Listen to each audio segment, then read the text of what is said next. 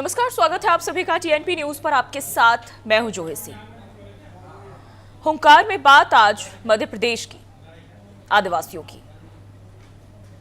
MP के छतरपुर में जल सत्याग्रह के बाद अब चिता आंदोलन अपने हक, जमीन और पहचान की लड़ाई लड़ रहे ग्रामीणों का विरोध अब बेहद गंभीर और भावुक मोड़ पर पहुंच गया है। बीते रविवार को आंदोलन के दौरान 11 ग्रामीण महिलाएं चिता पर लेट गई। 6 महिलाओं ने प्रतीकात्मक फांसी लगाकर अपना विरोध दर्ज कराया। सोचिए अब आंदोलन का तरीका भी कितना बदल गया है, कहां से कहां पहुंचे।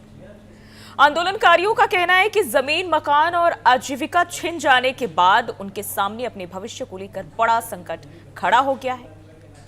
केन बेतवा लिंक परियोजना समेत दूसरी जो सरकार की तरफ से परियोजनाएं चलाई जाती हैं, इनसे प्रभावित परिवार उचित मुआवजे और पुनर्वास की मांग कर रहे हैं।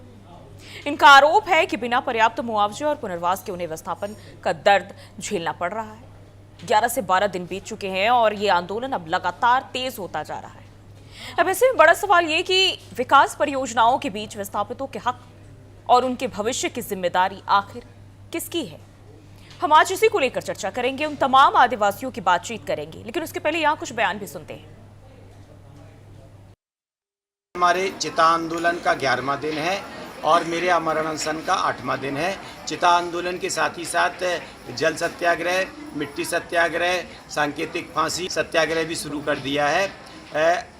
हम लोगों का किसी तरह का कोई मेडिकल टेस्ट नहीं कराया जा रहा है। ये वो लोग हैं जिनको बिगर फर्जी ग्राम सभा के आधार पर पूरी परियोजना आगे बढ़ रही है। अपात्र लोगों के नाम जोड़े जा रहे हैं। ज़्यादातर पैसा जो है वो अपात्र लोग मलाई में खा रहे हैं। पहले प्रशासन ने कानून का पालन नहीं किया, पारदर्शिता के सर्वे नहीं कराया, फर्जी ग्राम सभा करके इनके संवैधानिक अधिकारों की हत्या की। लेकिन प्रशासन अपने भ्रष्टाचार को छुपाने के लिए लोगों पर अत्याचार कर रहा है, झूठ और भ्रम फैला रहा है। यदि कलेक्टर और प्रशासन ही इस तरह का व्यवहार करेंगे तो लोग न्याय के लिए किसके पास जाएंगे। और हमारा ये अमरण अनशन आंदोलन किसी तरह के झूठ से रुकने वाला नहीं है। यहाँ दिन प्रतिदिन ये आंदोलन तीव्र होता जाएगा। हम सब जानते हैं केन बेतवा प्रोजेक्ट जो मध्य प्रदेश में बीजेपी सरकार चला रही है, उसमें कई आदिवासियों के घर आ रहे हैं और ये बात सामने आई है कि 2100 से भी ज्यादा ऐसे परिवार हैं,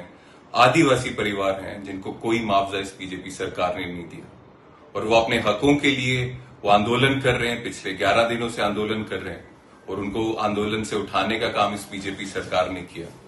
और जब यूथ कांग्रेस के साथी उन आदिवासी परिवारों की आवाज बनने आते हैं, उनको मजबूती देने आते हैं, तो उनके ऊपर कार्रवाई की जाती है। उन लोगों को भी दबाने के लिए कि बीजेपी अपने अमीर दोस्तों को खुश करने के लिए आदिवासियों को दबाए, गरीबों को दबाए और उनको बचाने के लिए, उनकी आवाज बनने के लिए कोई और भी आएगा तो वो उनको डरा देंगे और एफआईआर करके 7 साल की सजा वाली धाराएं लगाकर उनको डराने की प्रदर्शन कर रहे हैं कि हमारा जंगल, जमीन और घर बार सब छुड़ाया जा रहा है। इसलिए हम ये सब करने में मजबूर हैं। जब तक हमारी मांगे पूरी नहीं होगी तब तक तो हम लगे ही हैं और जब तक मांगे पूरी नहीं होगी जब तक हम यहाँ से हटने वाले नहीं हैं।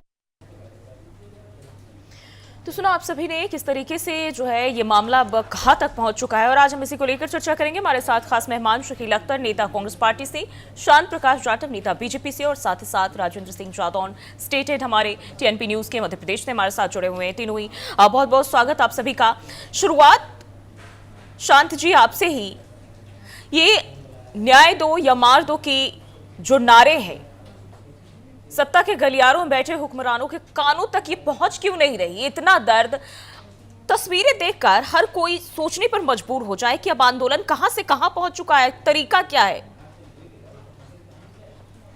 देखिए, जिस तरीके से केन बेतवा जो परियोजना है उस पर कुछ ग्रामीणों को मुआवजे को लेकर के जिस तरीके से ये मूवमेंट चल रहा है, मैं समझता हूँ कि ये चिंताजनक है। इस पर सरकार कार्रवाई कर भी रही है और जो पात्र हैं उनको मुआवजा दिया भी जा रहा है। इनके जो जिस तरीके से इन्होंने मांग रखी है, देखिए स्वतंत्र देश है, लोकतांत्रिक व्यवस्था है, तो सबको मांगने का पूरा अधिकार है और इन लोगों को जिनको नहीं मिला है मुआवजा उन लोगों को भी हर सूरत में मिलेगा। अगर कहीं कोई अनियमितता हुई है, कोई किसी तरीके से इन लोगों को नहीं मिल पाया है या कम मिला है, उस पर जो भी नियामक है उसका अनुसार हर हालत में मिलेगा।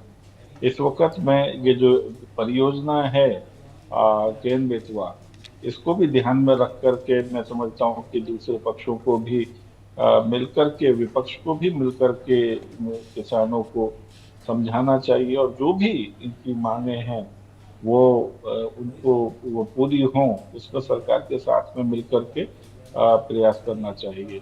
राजनीति से बचना ठीक होगा, क्योंकि ये जो केन बेतवा जो परियोजना है उससे अल्टीमेटली जो है वहाँ के जो निवासी हैं, आदिवासी क्षेत्र जहाँ पानी नहीं पहुँच पाता था, वो सब लोगों की समस्याओं का समाधान भी होने वाला है।